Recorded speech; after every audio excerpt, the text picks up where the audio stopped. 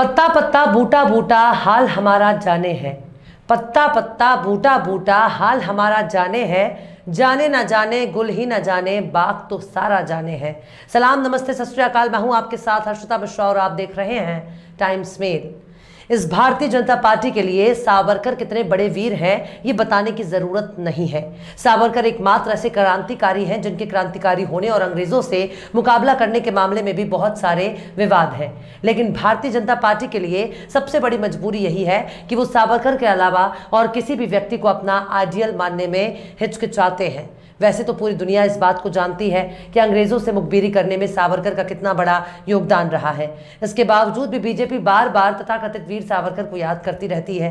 Bharatiya Janata party के बड़े से बड़े नेता अपने मंचों से सावरकर के प्रति असीम प्रेम का इजहार भी करते हैं। इस मोहब्बत के लिए सावरकर कितने हकदार हैं इस पर काफी विवाद है। भारतीय जनता पार्टी के लिए सावरकर के प्रति प्यार और दुलार सिर्फ सियासी मंचों तक ही सीमित नहीं है, बल्कि बीजेपी ने बच्चों को पढ़ाने वाले किताबों में सावरकर की महानता का जिक्र कर दिया है।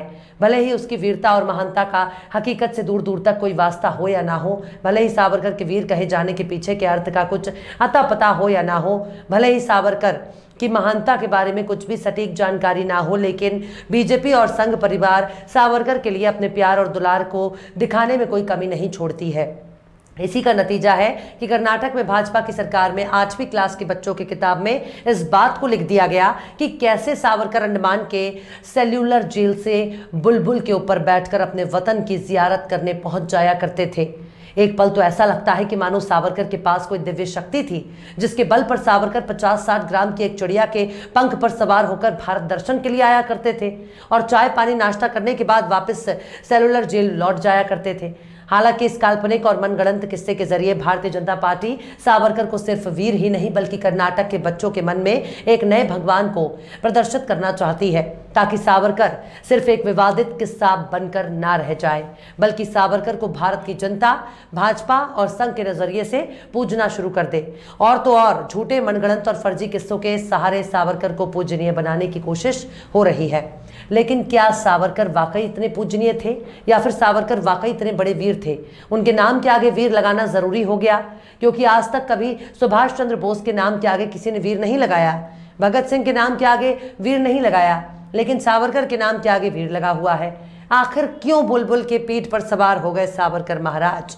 आखिर कब, क्यों और कैसे सावरकर हो गए वीर? बताएंगे आपको और भी बहुत कुछ। लेकिन आप अगर हमारे चैनल पर नए हैं और पहली बार हमारी वीडियो को देख रहे हैं तो आप हमारे चैनल टाइम्स मेल को सब्सक्राइब कर लें, वीडियो को लाइक कर दें और बेल आइकन का नोटिफिकेशन बटन भी प्रेस कर दें, ताकि बिना देरी हमारी हर खबर आपको मिलती रहे। लौटते हैं आप खबर की तरफ। भारतीय जनता पार्टी और आरएसएस के लिए सावरकर बहुत बड़े वीर के तौर पर देखे जाते हैं और सावरकर को बीजेपी और आरएसएस के नजरिए से एक खास तरह का सम्मान भी दिया जाता है।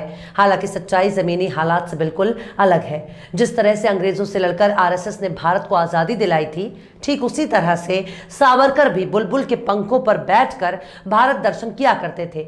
अंग्रेजों को माफीनामा लिखने वाले सावरकर महाराज पता नहीं कहां से क्रांतिकारी बन गए, जिसको भाजपा वाले बहुत बड़े महापुरुष के रूप में प्रचारित और प्रसारित कर रहे हैं।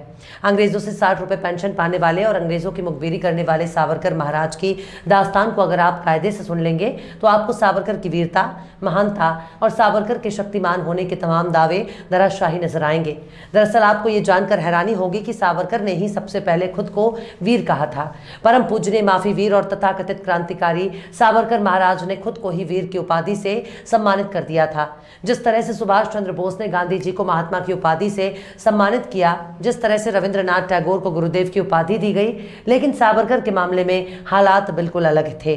सावरकर इतने बड़े महावीर थे कि जब उनको किसी ने नहीं पूछा तब उन्होंने खुद को ही खुद से वीर करार दे दिया और तब से वो स्वयंभू वीर हो गए। मतलब अगर कोई भी आपको कुछ नहीं समझता तो आप खुद अपने आप को ही वीर करार दीजिए और आप वीर बन जाएंगे। लेकिन सावरकर ने खुद को कब और कैसे वीर कहना शुरू किया, इसके पीछे भी एक दिलचस्प किस्सा है।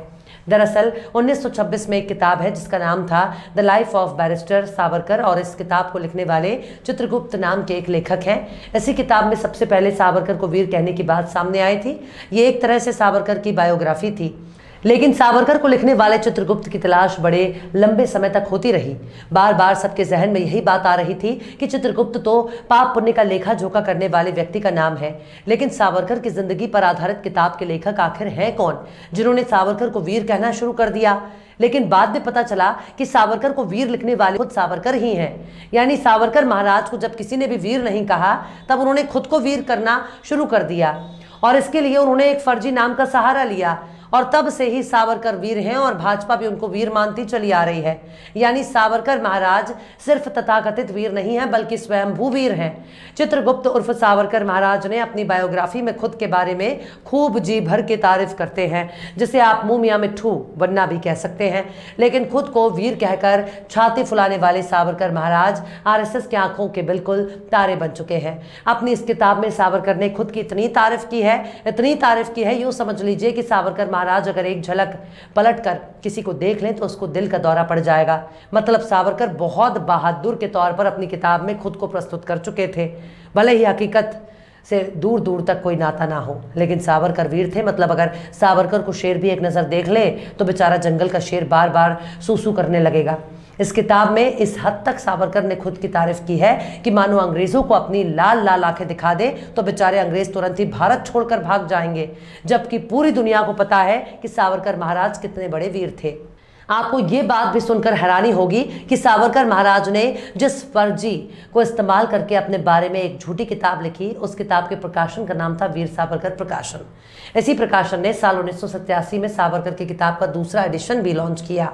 तब इस किताब की प्रस्तावना लिखने वाले रविंद्र वामन रामदास ने प्रस्तावना लिखते हुए बताया कि अब तक जो चित्रगुप्त एक रहस्य बने हुए थे वो कोई और नहीं बल्कि खुद सावरकर ही हैं। यानी अपने ऊपर किताब में खुद सावरकर ही थे जिनको अब तक चित्रगुप्त के नाम से जाना जाता रहा था।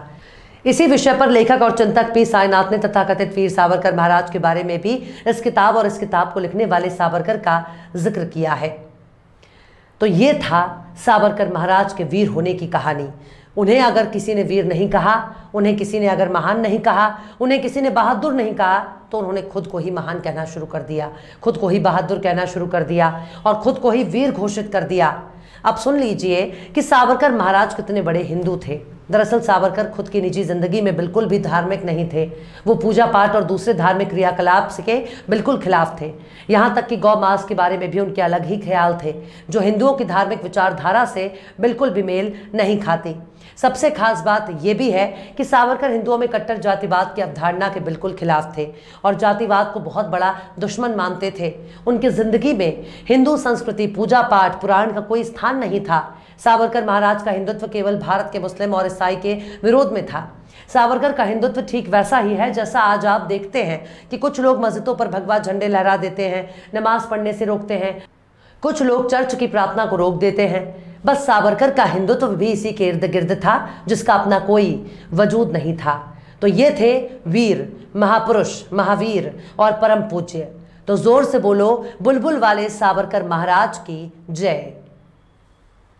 बहरहाल चलते चलते आखिर में बशीर बद्र ने भी क्या खूब फरमाया है, मैं बोलता हूं तो इल्जाम है बगावत का, मैं बोलता हूं तो इल्जाम है बगावत का, मैं चुप रहूं तो बड़ी बेबसी सी होती है। फिलहाल इस वीडियो में बस इतना ही है। वीडियो आपको कैसा लगा कमेंट बॉक्स में जरूर बताइएगा। वीडियो पसंद आए तो लाइक करें। हमारे वीडियो लिंक को फेसबुक, ट्विटर, व्हाट्सएप पर अपने रिश्तेदार, यार, दोस्तों को भी शेयर करें और बेबाक, निष्पक्ष, स्वतंत्र पत्रकारिता को सपोर्ट करने के लिए हमारे यूट्यूब चैनल टाइम्स मेल को जरूर सब्सक्राइब करें और हाँ, बेल आइकन की घंटी वाली बटन भी आप जरूर से दबा दें ताकि आपको हमारे आने वाले नए वीडियो की नोटिफिकेशन फौरन ही मिल जाए। फिर मिलते हैं किसी और वीडियो में एक नई खबर के साथ। हर्षिता मिश्रा को दीजिए इजाजत। जय हिंद। तो देख लिया आपने हमारे इस वीडियो को। हमें उम्मीद है कि आपने हमारे वीडियो को लाइक किया होगा और दूसरों को भी शेयर किया होगा। अगर अभी तक आपने हमारे चैनल टाइम्स मेल को सब्सक्राइब नहीं किया है तो जल्दी से सब्सक्राइब कर दें और बेल आइकन भी प्रेस कर दें।